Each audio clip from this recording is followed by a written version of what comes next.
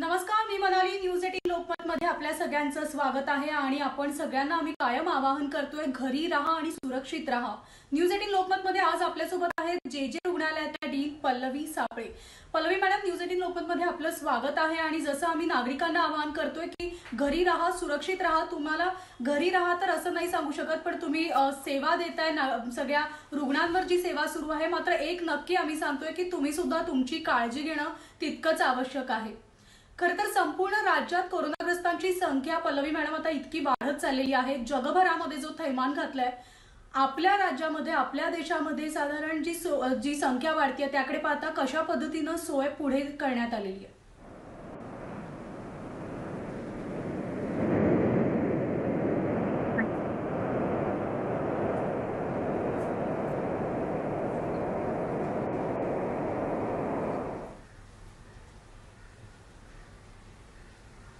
मागच्या स्टेज पुढचा शहाणा या नियमाने इतरांना त्रास होतोय किंवा त्यांचा तो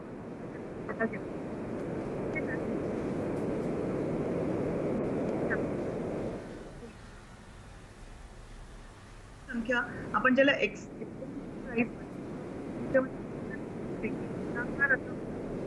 त्या तयारीत एक तर आपली तयारी त्यात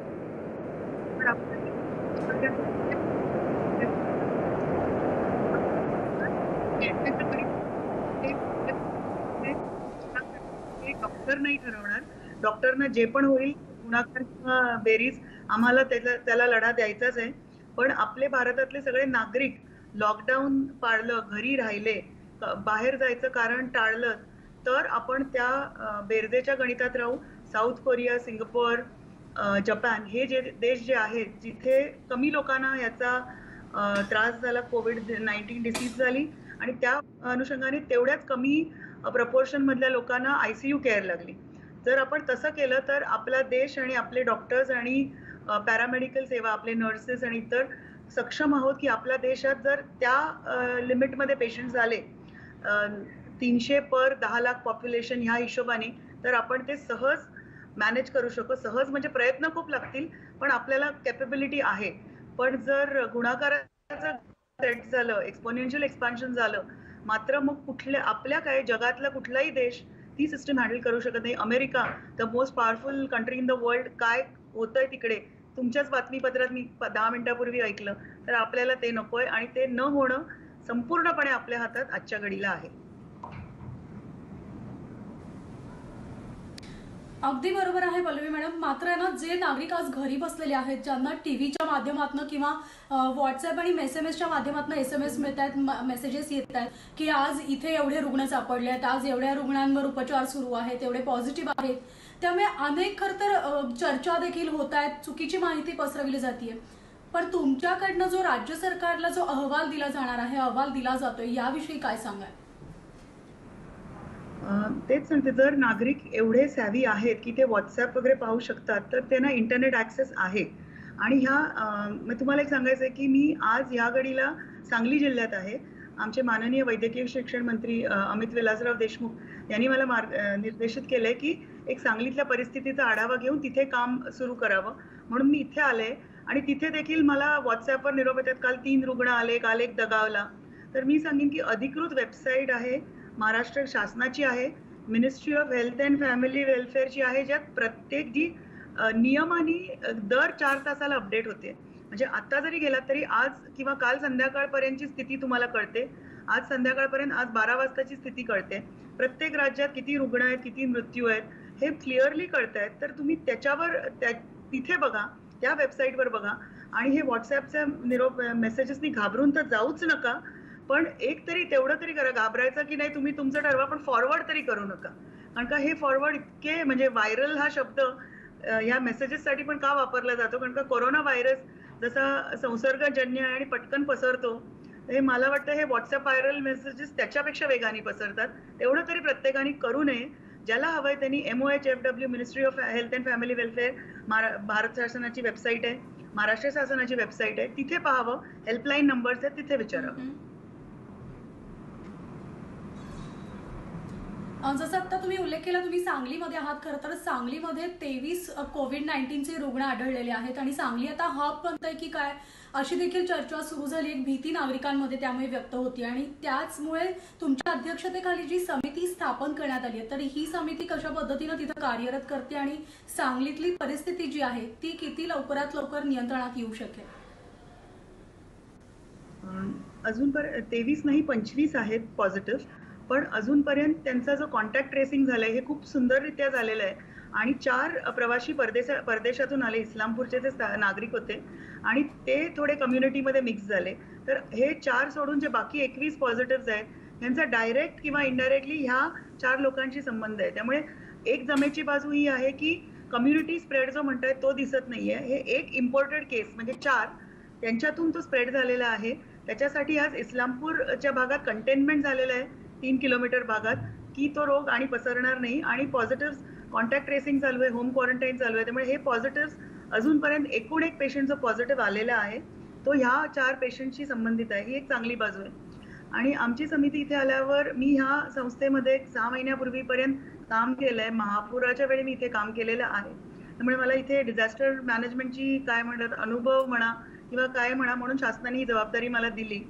तर सुदैवाने ह्या मेडिकल कॉलेजची 2 हॉस्पिटल्स आहेत आणि आपल्या चीफ सेक्रेटरीनी किंवा इतर देशांचा अनुभव असा आहे की एका हॉस्पिटलमध्ये थोडे बेड्स आयसोलेशनसाठी देऊन तिथे कोरोनाचे पेशंट्स, कोविड-19चे पेशंट्स मॅनेज केले तर संसर्गाची शक्यता राहते.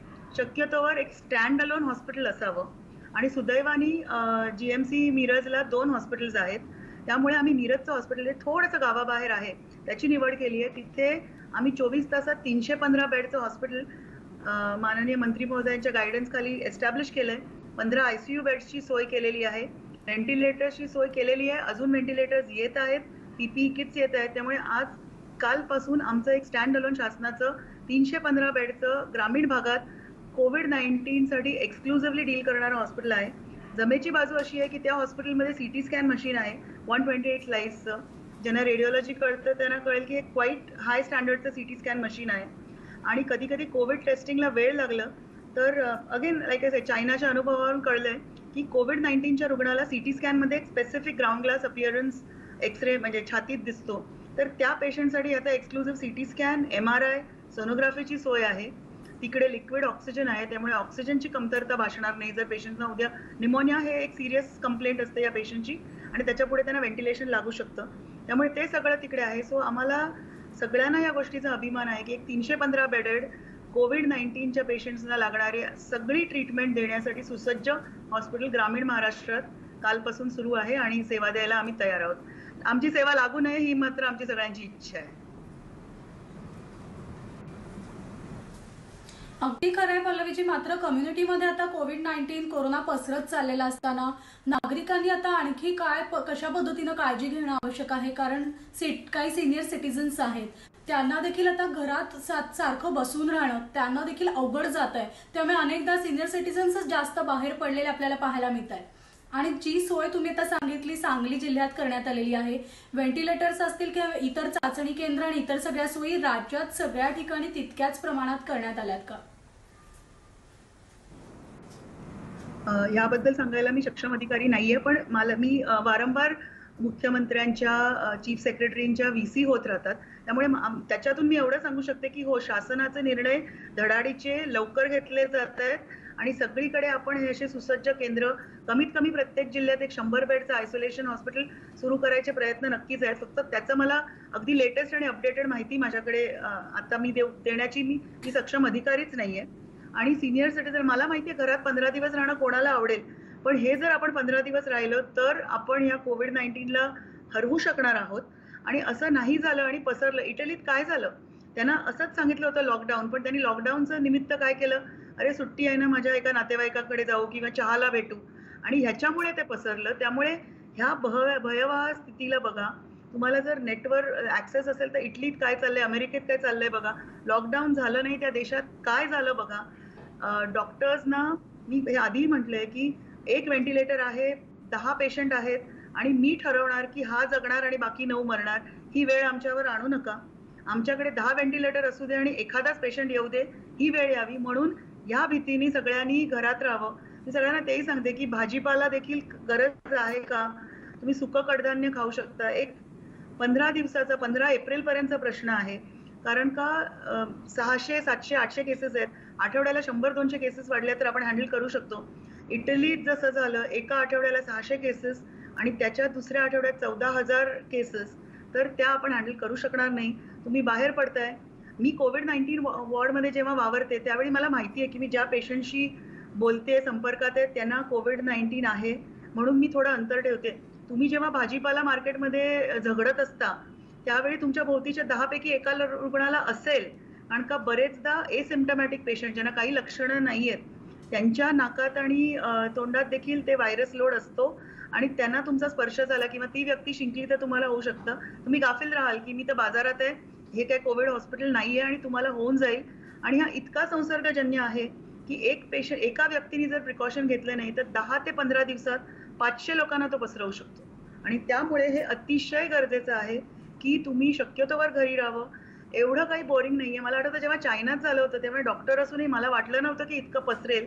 तेव्हा चायनातल्या एका माणसाने 42 किलोमीटरची मॅरेथॉन आपल्या छोट्याशा फ्लॅटमध्ये धावली होती आणि त्यांनी रिअल टाईममध्ये ते दाखवलं होतं. तुम्ही घरच्यांशी फोनवर गप्पा मारा, म्हणजे नातेवाईकांची, घरच्या लोकांशी इंडोर खेळ नवे शोधून काढा.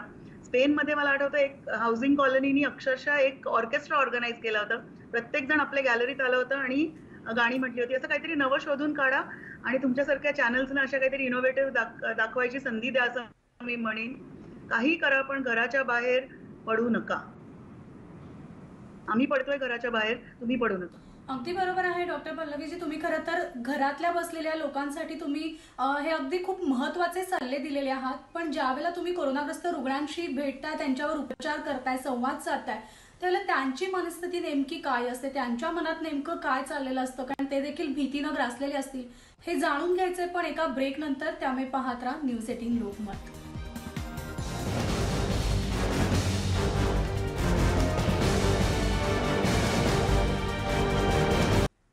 ब्रेक नंतर पुन्हा एकदा आपल्या सगळ्यांचं स्वागत आहे आणि आपल्यासोबत आहेत जेजेच्या डीन डॉक्टर पल्लवी सापळे.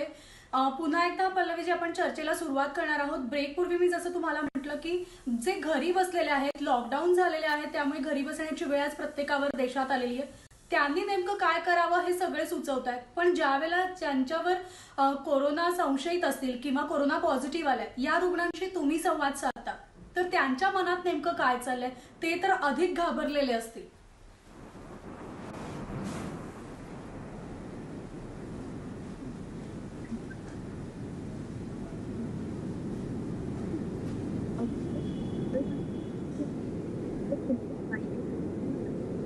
काही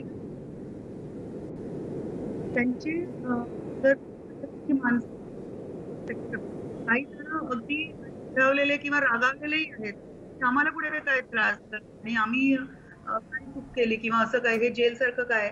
तिथे त्यांची समजूत घालण्याचं आहे. बिकॉज ते केबिन फिवर म्हणतात. एका ठिकाणी कोंडून ठेवलं की एक बंद राहिल्याचं भीती येते. आणि काही खरोखर घाबरलेले आहेत. म्हणजे जराही थोडासा जास्त खोकला आला किंवा ताप नसेल तरी त्यांना वाटतंय की मला ताप आलाय आणि आता मला निमोनिया होतोय की काय, मला आयसीयू लागतंय की काय.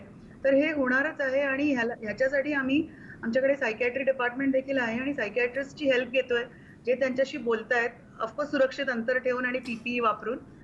त्यांचं काउन्सिलिंग चालू आहे आणि खरंच त्याची गरज आहे. कारण का ही मानसिकता आहेच आणि ही काहींच्यात भीती आहे, काहींच्यात असं आहे की हे खूप लक्षात येणं कठीण आहे. ह्या पेशंट्समध्ये होत नाहीये, पण काही कोविड-19 पेशंट्समध्ये हे झालेलं आहे. होम क्वारंटाईन सांगितलेलं आहे, पण त्यांना काही त्रास नाही म्हणून ते इव्हनिंग वॉक, मॉर्निंग वॉक किंवा लहान मुलात मिसळतायत किंवा लहान मुलं खेळायला जात आहेत. हे इथे होत नाहीये, पण हे सगळं होतंय, तर ते लक्षात ठेवलं पाहिजे. मी तर रिव्हर्स सांगते, प्रत्येकाने गृहीत धरावं की जर मला कोविड-19 झालं तर ते दुसऱ्याला होऊ नये म्हणून मी काय करीन, तर दुसऱ्यापासून दूर राहीन, हात स्पर्श कमीत कमी ठिकाणांना करीन, गोष्टींना करीन आणि शिंकताना आणि खोकताना काळजी घेईन. तर ही प्रत्येकाने करायचीच आहे. आणि कोविड-19ने आणि काही नाही केलं तर एक करून जाईल की जर आपल्या देशातल्या लहानापासून मोठ्यांपर्यंत सगळ्यांना जर हँड हायजीन आणि कॉफ हायजीन शिकवून गेलं तर आपल्याकडे जो टीबीचा रोग वाढतोय ना, तो देखील कमी होऊन जाईल. कारण का टीबीचा रोग मोरॉरलेस असाच पसरतो.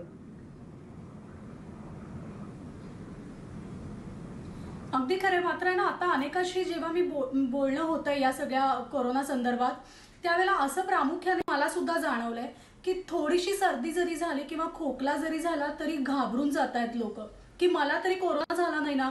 आणि इथली जगभरातली मृतांची संख्या पाहता मग ती भीती सुद्धा त्यांच्या मनात येते, अरे कोरोना झाला तर मी पुढे माझं काय होणार, ही सुद्धा भीती प्रत्येकाच्या मनात आहे. त्यामुळे अशा वेळेला आपण कोणती औषधं घ्यायची, कारण काही वेळेला डॉक्टर्स नाही, अजून सरकारनं सांगितलं की तुमचे दवाखाने तुम्ही चालू ठेवा, सेवा द्या, पण काही ठिकाणी अजूनही बंद आहेत. मग त्यांनी काय करावं, नुसती सर्दी किंवा खोकला असेल. काय कोरोना आल्यामुळे कोविड-19 आल्यामुळे बाकीचे रोग काही कुठे गेले नाहीयेत. डिलिव्हरीज होणार आहेत, टीबी होणार आहे, मलेरिया होणार आहे आणि हवा बदलते त्याप्रमाणे बाकीचे व्हायरसेस देखील येणार आहेत. त्यामुळे सर्दी पडसं होतच राहणार आहे. त्यामुळे काय होणार आहे, तुम्ही म्हणताय ते अगदी बरोबर आहे. एखादा कोरोनावाला रुग्ण निर्धास्त फिरतोय आणि एखाद्याला दुसऱ्या काही कारणाने अगदी अलर्जीची सर्दी पडसं जरी झालं तरी त्याला वाटतंय नाही नाही हे कोरोना आहे की नाही आणि मला पुढे व्हेंटिलेटर लागणार आहे की नाही. तर मी एक सिंपल हे सांगते की सर्दी खोकल्याला जर तुम्हाला म्हणजे बाकी तुम्ही कम्फर्टेबल असाल तर त्याला फार औषधं लागत नाहीत. तुमच्या घरी जर पॅरासिटामॉल असेल तर ती घेऊ शकता आणि खोकल्यासाठी तर हळदीचं पाणी, हळदीचं दूध, मध, ज्येष्ठ मध अशा गोष्टी तुम्ही घेऊ शकता. तुम्हाला काही अँटीबायोटिक्सची गरज नाही. आणि कोरोनाच्या पेशंट्सना डॉक्टरची केअर कधी लागते, जेव्हा त्यांना दम लागतो. तर जर तुम्हाला दम लागत असेल तर मात्र मी सांगेन की टर्शरी केअर सेंटर किंवा अशा हायर सेंटरमध्ये जा जिकडे तुम्हाला निमोनियाची ट्रीटमेंट मिळू शकेल. त्यामुळे जरी तुम्हाला सर्दी खोकला ताप झाला असेल, भलेही तो कोरोनाचा असेल किंवा दुसऱ्या कुठल्या आजाराचा असेल, तरी तुम्हाला त्याच्यासाठी औषधं तीच आहेत. इव्हन कोरोनावाल्या रुग्णांना जेव्हा ताप आणि फक्त माइल्ड सर्दी असते किंवा तेही लक्षणं नसतात, त्यांना काय आपण फार मोठी औषधं देत नाही. तर तुम्ही ते घरच्या घरी घेऊ शकता, कशाला बाहेर जाता. पण जर तुम्हाला दम लागायला लागला की बसल्या जागी दम लागतोय किंवा एरवी मी थोडंसं चालायचो आणि मला दम नाही लागायचा आणि आता या खोलीतून त्या खोलीत जातोय आणि मला दम लागतोय, तर अशा वेळी तुम्ही हायर सेंटरलाच जा. आणि ह्याच्या पलीकडे जर तुम्हाला माइल्ड आजार असेल आणि आता आपल्या शासनाने तेच सांगितलंय की समजा तुम्हाला otherwise asthma, diabetes, blood pressure असेल तर त्याच्यासाठी मोठ्या हॉस्पिटलमध्ये न जाता मोठी हॉस्पिटल आपण कोरोनासाठी राखून ठेवू आणि तुमच्या जवळपास जे छोटे डॉक्टर्स आहेत, छोटी हॉस्पिटल्स आहेत, तिकडे औषध घ्या. तुमचे डॉक्टर जर फोन कन्सल्टिंग करत असतील तर आता त्याला परवानगी मिळाली आहे महाराष्ट्र राज्यात, जे आधी बँड होतं. डॉक्टरला फोनवर विचारा की माझं असं असं आहे तर हीच डायबिटीसची गोळी चालू ठेवू का आणि 2 महिने.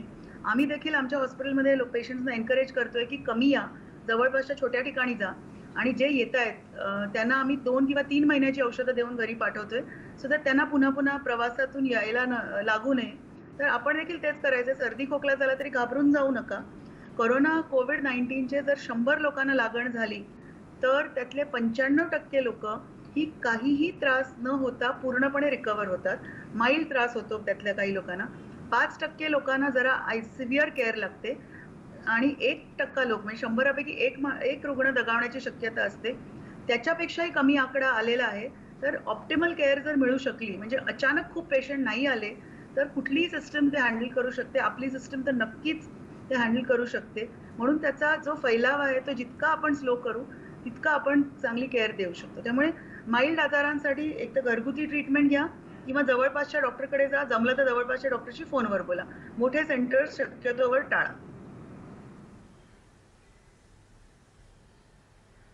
अगदी खरं आहे. म्हणजे पल्लवीजी, थोडक्यात तुम्हाला थोडं तरी असं कोरोनाची लक्षणं आढळत असतील किंवा सर्दी खोकला ताप असेल तर तुम्ही घरातल्या घरात लपवून ठेवू नका. डॉक्टरांशी संवाद साधा, जेणेकरून तुमचं आरोग्य लवकरात लवकर तुम्ही बरे व्हाल आणि सुदृढ आणि निरोगी राहाल.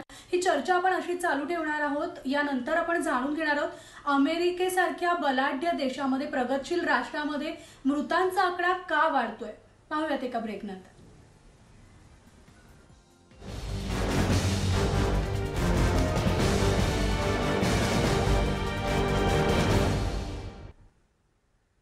ब्रेकनंतर पुन्हा एकदा आपलं स्वागत आणि आपण चर्चा करतोय जेजेच्या डीन डॉक्टर पल्लवी सापळे यांच्याशी. पल्लवीजी, जसं मी म्हटलं की एकतर तुम्ही सांगितलं की आपण कोणकोणती काळजी घेणं आवश्यक आहे. एकतर ज्यांना विटॅमिन्सची कमी आहे, कोरोनावर मात करण्यासाठी विटॅमिन्स सुद्धा तितकंच गरजेचं आहे, मग त्यासाठी काय करावं. आणि दुसरा प्रश्न असा आहे की अमेरिकेसारखं प्रगतशील बलाढ्य राज्य आहे आणि तरी राष्ट्र असताना तिथं मृतांचा आकडा इतका का वाढतोय. मग भारतामध्ये नेमकं काय होईल असा एक प्रश्न सगळ्यांनाच भेडसावतोय कायम. आणि मास्क सगळ्यांनी सतत वापरायचे आहेत का.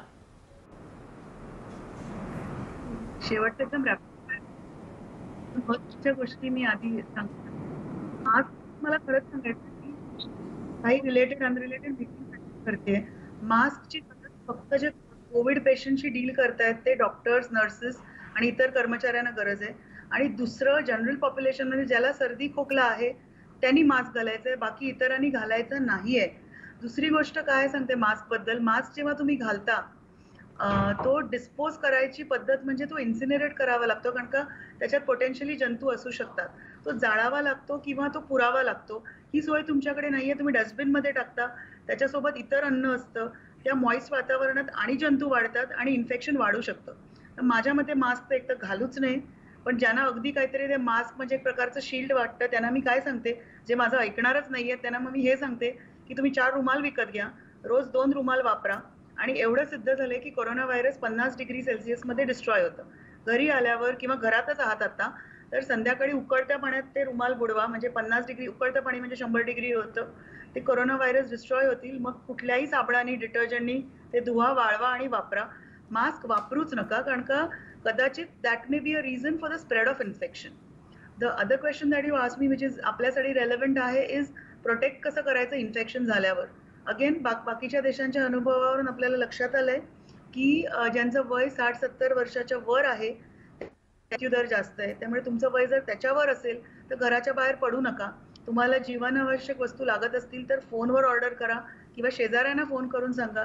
किंवा मी सांगेन जे यंग लोक आहेत, तुम्हाला माहिती आहे की तुमच्या बाजूच्या घरात किंवा तुमच्या वसाहतीत सिनियर सिटीजन एखादं जोडपं राहत असेल जे शहरी भागात क्वाईट कॉमन आहे, त्यांना फोन करून विचारा आणि त्यांचं सामान त्यांच्या घरी पोचतं करा, सो दॅट त्यांना बाहेर जाऊ लागू नये, कारण का ते इन्फेक्शन स्प्रेड होतं.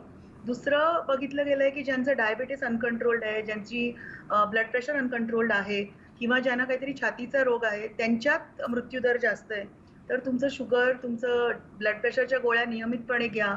घरच्या घरी काही व्यायाम करू शकता ते करा, सो दॅट तुमचं ओव्हरऑल रेझिस्टन्स वाढेल. हे जे विटॅमिन्स किंवा गुळण्या करणं वगैरे हे सगळं सांगितलं जातंय ना, हे जनरली कुठल्याही घशाच्या इन्फेक्शनला सांगितलं जातं.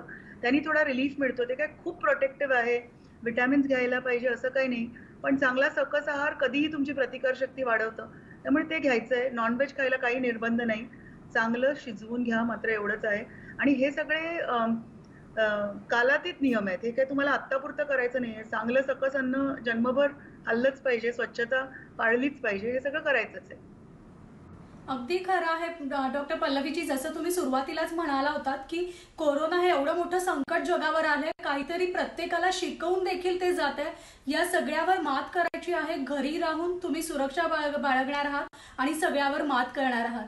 धन्यवाद, आज तुम्ही आलात आणि या चर्चेत सहभागी झालात, कारण तुमचे शब्द आमच्या न्यूज 18 लोकमतच्या सगळ्या प्रेक्षकांसाठी एक दिलासा देणारे हे शब्द होते. जशी आम्ही सगळी काळजी घेतोय, प्रेक्षकांना आपण आवाहन करतोय, तसं सगळ्या डॉक्टर्सना आणि तुम्हाला देखील आम्ही सांगतोय, तुम्ही सुद्धा तुमची काळजी घ्या ही सेवा बजावत असताना. या चर्चेत आलात त्याबद्दल आपले खूप मनापासून आभार. आणि यानंतर वेळ झाली आज इथेच थांबण्याची. न्यूज 18 लोकमतवर बातम्यांचा ओघा असाच सुरू राहणार आहे, तेव्हा पाहत राहा न्यूज 18 लोकमत.